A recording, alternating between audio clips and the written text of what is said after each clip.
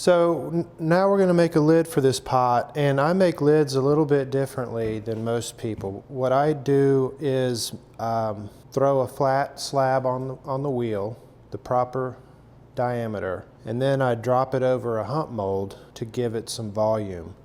And these are some examples of the hump molds that I've made. They're just simple dome shapes that I threw on the wheel and bisque fired them. I have a whole lot of them at my studio, some for big pots and some for real small pots. For really large pots that with a deep lid, I'll often make the form hollow. It's just a closed form that I threw on the wheel. Smaller ones are just solid. So now the next step would be to determine which, assuming you have a whole bunch of these hump molds, how do you decide which one to use for any particular lid? And there's no real definite answer to that. What I've decided is that I want to find one where the diameter fits very easily inside of this pot, and I'm going to say that this pot is about 5 inches in diameter. The lid's going to be about 5 inches in diameter, and this is only about 2 inches, 2.5 inches in diameter. So I'd say there's about an inch on each side of leeway. Now this lid would work if it was 1/2 inch or 1.25 inches. So that's how much play you have. So I'm going to use this hump mold to make the lid for this pot. So this is going to be the slab that will be the lid of the pot. Over the years I've gotten pretty good at guessing how much clay to use. When people ask me, I just say it's about a handful of clay. You almost never get it right the first time. Basically what I want this slab to do at this point is I want it to be wider than my opening for the jar. I want the slab to be thicker in the middle and get slightly thinner as we go out. It's about maybe 1/2 inch extra on each side, which is good enough for now. We can adjust it later. I also want the surface of the lid to match the surface of the pot.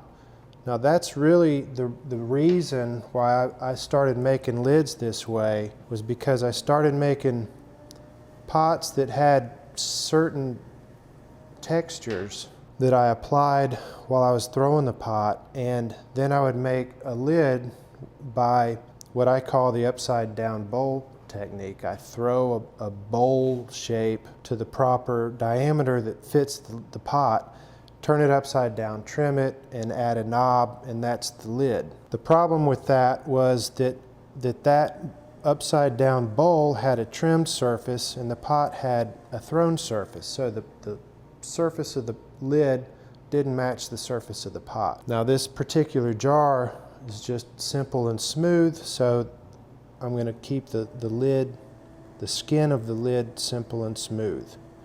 This is going to be the top of the lid. Now if you remember, the jar has a fat foot and a fairly fat rim. I want the rim of the lid to match the rim of the pot. So I'm going to roll this over to thicken up the rim of the lid so it'll have a visual relationship to the rim of the pot. It also gives me an opportunity to get the diameter just right. Now when I do roll it over, I still want it to be just a hair big, so don't make it perfect yet. I'm going to get under it with this sharp wooden tool, lift it up, and then use the sponge to roll over the rim.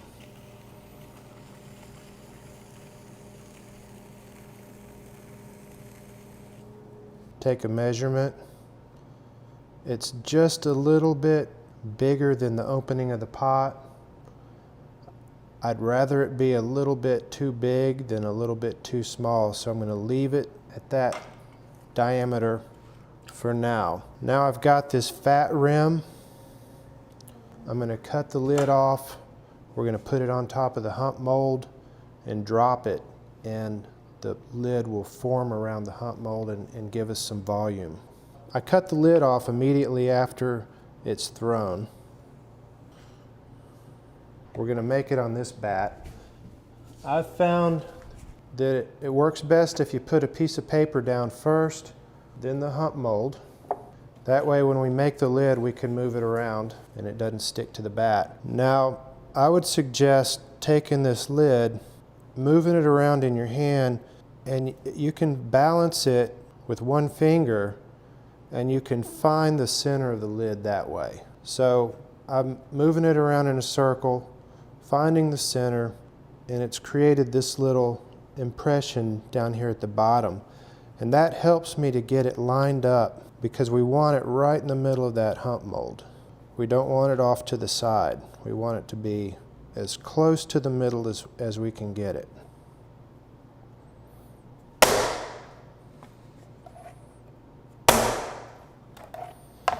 So that's it. That gave it some volume. It didn't change the diameter very much, so it's probably going to be just a little bit on the big side, but we can fix that. So this is another jar that's just like the one we just made. This one's leather hard, and the lid is just a little bit too big, and I wanted to show you what you can do to fix the lid if it's just a little bit too big. What I do is use a Sureform. You can find these at the hardware store. It's a drywall tool. It's kind of like a cheese grater. And you can use it to take some of the material away from the outside edge of the lid. And I use it sparingly because I don't want to take too much material off of the lid. Take just a little bit out and see if it fits. I also try to look and see if maybe it's not perfectly round and maybe there's just one area that needs to have some clay taken away. It's almost there.